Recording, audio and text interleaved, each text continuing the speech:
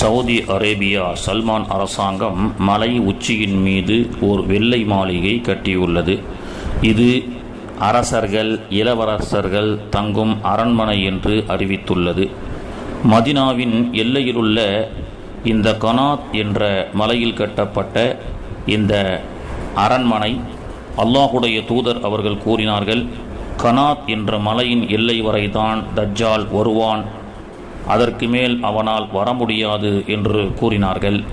தஜ்ஜால் மதினாவிற்கு வரும் எல்கையிலே கனாத் என்ற இந்த மலையிலே கட்டப்பட்ட அரண்மனையின் மூலம் சவுதி அரசாங்கம் தஜ்ஜாலின் அடிவருடிகள் யூத கைகூலிகள் என்பது அல்லாஹுடைய தூதருடைய ஹதீஸின் மூலம் நிரூபிக்கப்படுகிறது. அல்லாஹு தஆலா பாதுகாப்பானாக.